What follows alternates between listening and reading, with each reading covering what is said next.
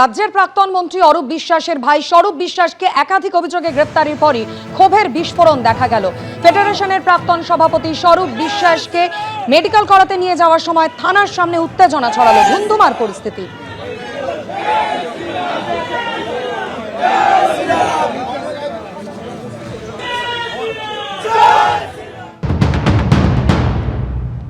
ভালো ভালো কাজ করেছে স্বরূপ বিশ্বাস।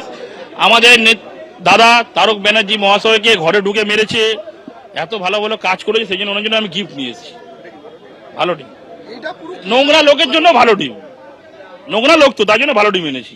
ওনার স্পেশাল গিফট একটা ভালো ডিম দিয়ে মেরে আমরা একটা গিফট দিতে চাইতাম ওনাকে আজকে, যে অত চলে না। ডিম দিয়ে লাগলে আপনারাও জানেন যে ফাটে না, সেটা অভিষেক ব্যানার্জি যেই নাটকটা করেছে ফেটে গেছে। নিজে সোনার চেন খুলে পকেটে ঢুকিয়ে বলছে লোক এ করে দিয়েছে ওনারই লোকদের নিয়ে।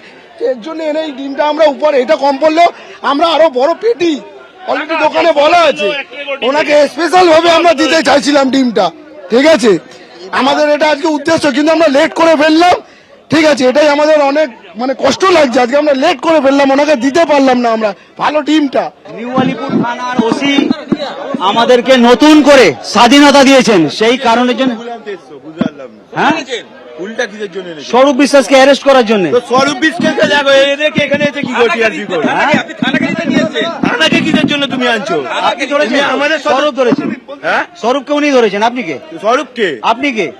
আমি 81 নম্বর ছেলে, আমাকে তুমি চেনো না? আমি কি 82 নম্বরের ছেলে? তুমি তাহলে বলছো কি করে তুমি? তাহলে আপনি কে? কেন দিচ্ছ? বের করে দিল এখান দিয়ে, তুমি জানো না তুমি ছিলে? দিল্লিতে বাঙালি অধ্যাপক খুন, দিল্লি বিশ্ববিদ্যালয়ের সহকারী অধ্যাপক দেবস্মিতা পালকে খুনের অভিযোগ।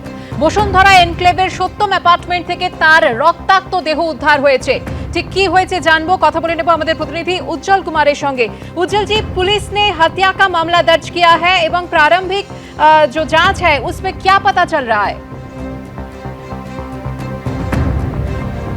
बिल्कुल, देखिए जो इस वक्त हमारी मौजूदगी है वो दिल्ली के जो सत्यम अपार्टमेंट है ठीक उसके बाहर है, जहां पर देवस्मिता रहा करती थी। शिवाजी कॉलेज में वो जो है इंग्लिश की जो है वो लेक्चरर थी।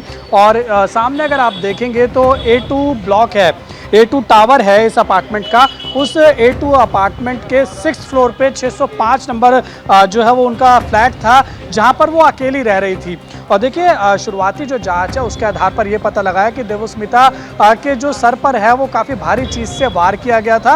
और उसके साथ ही उनके हाथ पर, कलाई पर भी कुछ जो मार्क्स हैं वो सामने आए हैं। और देखिए इसकी जो जानकारी है वो कैसे मिली, अब हम ये आपको बताते हैं। दरअसल देखिए जो देवस्मिता है उनकी जो बहन है और उनके जो पिता हैं, वो साइड में अगर आप अपार्टमेंट देख रहे हैं, ये मोड अपार्टमेंट है। यहाँ पर देवस्मिता की बहन और उनके जो पिता है और देवस्मिता की जो बहन के साथ उनके हस्बैंड है वो यहाँ पर रहते हैं। और इसके साथ साथ देखिए जो देवस्मिता के भाई हैं वो एक डॉक्टर हैं, वो इसी सत्य अपार्टमेंट के अंदर रहते हैं, लेकिन वो दूसरे टावर में रहते हैं। तो देवस्मिता जो है वो अकेली रह रही थी। और देखिए कल सुबह से ही जो है देवस्मिता से संपर्क साधने की कोशिश जो है वो उनके घर वाले कर रहे थे, लगातार उनको कॉल कर रहे थे, लेकिन देवस्मिता फ़ोन नहीं उठा रही थी, तो उनसे संपर्क नहीं हो पा रहा था। उसके बाद देखिए देवस्मिता की जो बहन है वो आनंद फानन में इसी अपार्टमेंट में, सत्या अपार्टमेंट में पहुंचती हैं, जहां पर 605 कमरे में देवस्मिता रहती हैं। तो बाहर से जो ताला था वो बंद था। उसके बाद यहाँ के स्थानीय लोगों को इकट्ठा किया जाता है और उस ताले को तोड़ के अंदर जब दाखिल होते हैं तो जो अंदर का मंजर था वो काफ़ी खौफनाक था,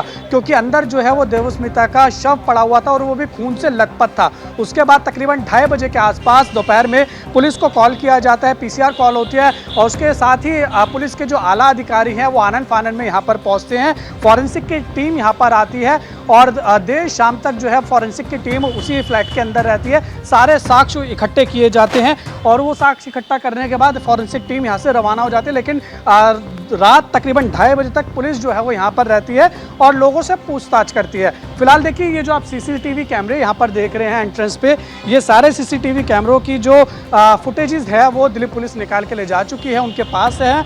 और उसके साथ ही जो देवस्मिता का CDR है यानी कॉल डिटेल रिकॉर्ड है उसको भी खंगाला जा रहा है। और इसी के आधार पर तकरीबन दर्जन भर टीमों का गठन किया गया है दिल्ली पुलिस के द्वारा।